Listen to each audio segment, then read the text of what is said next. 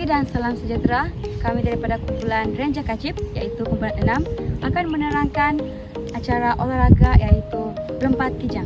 Lompat kijang merupakan salah satu acara balapan dan tergolong dalam lompatan horizontal. Landasan larian bagi acara lompat kijang mempunyai dalam kira-kira 40 meter panjang dan lebar dalam 1.22 meter. Selain itu, kawasan pendaratan berpasir disediakan dengan panjang antara 7 hingga 9 meter dan lebar dalam 2.75 hingga 3 meter.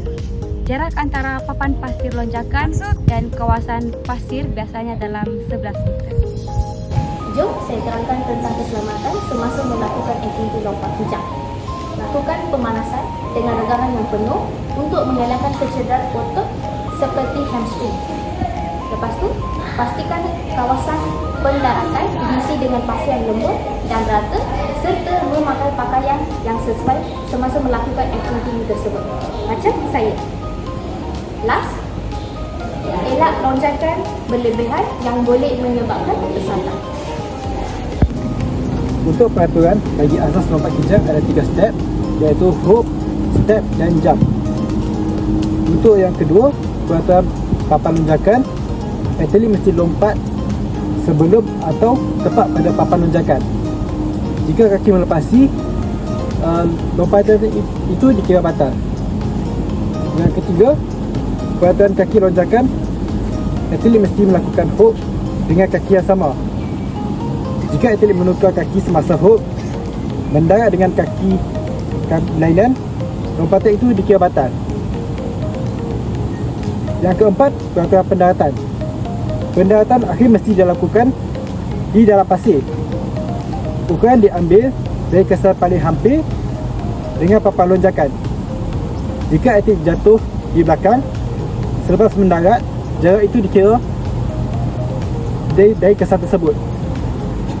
Peraturan kelima, larian awal, iaitu atlet bebas memilih panjang larian awal.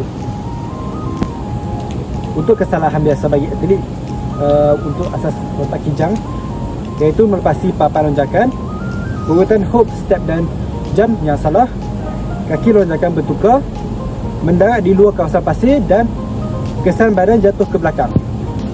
Itu bagi peraturan asas lompat kijang. Yang kedua, warming up, iaitu aktiviti utama. Aktiviti utama ialah pergerakan ringan yang dilakukan pada awal untuk memanaskan badan, untuk meningkatkan suhu badan dan kadar denyutan jantung. Kepentingan dia untuk mengurangkan risiko kecederaan, menyediakan otot dan sendi untuk regangan.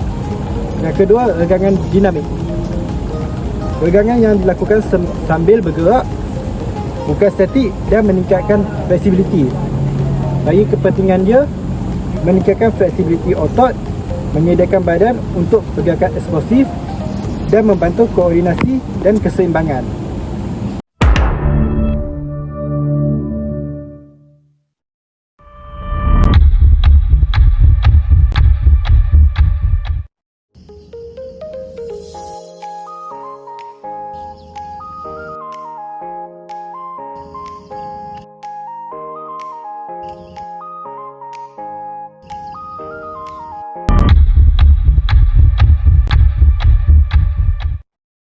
Step atomic jump ialah pergerakan langkah selepas hop dalam lompat kijang. Atlet menggunakan kaki dominan untuk melompat sebanyak 3 kali, manakala kaki sebelah dinaikkan seperti dalam video. Seterusnya, dalam lompatan keempat, atlet menggunakan kaki bukan dominan sebanyak 3 kali lompatan, manakala kaki dominan dinaikkan seperti dalam video secara lancar dan berirama. Step kedua, multiple triple jump. Step ini mengulang triple jump berbilang kali untuk bina kekuatan dan irama.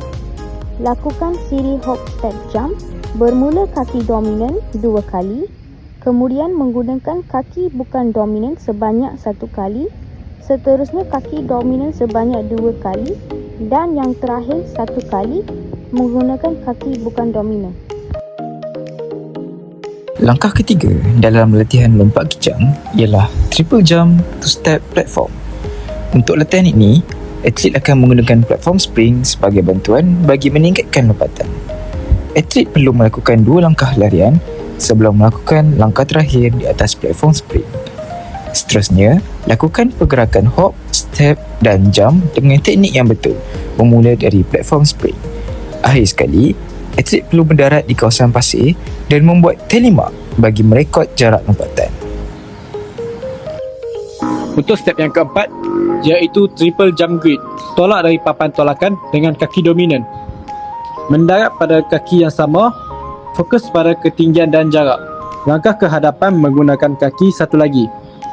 Pastikan badan stabil dan seimbang semasa mendarat. Gunakan penanda grid sebagai panduan jarak. Tolak dari kaki kedua untuk melompat ke pasir. Gunakan tenaga kaki dan lengan untuk memaksimumkan jarak. Langkah kelima dalam pengajaran lompat kijang iaitu triple jump from medium approach. Pada peringkat ini, atlet memulakan larian dengan jarak sederhana, biasanya sekitar 6 hingga 8 stride. Tujuan larian ini adalah untuk membantu atlet membina kelajuan yang terkawal sebelum melakukan lompatan. Fokus utama adalah pada larian, kedudukan badan yang seimbang serta persediaan mental sebelum melakukan lompatan.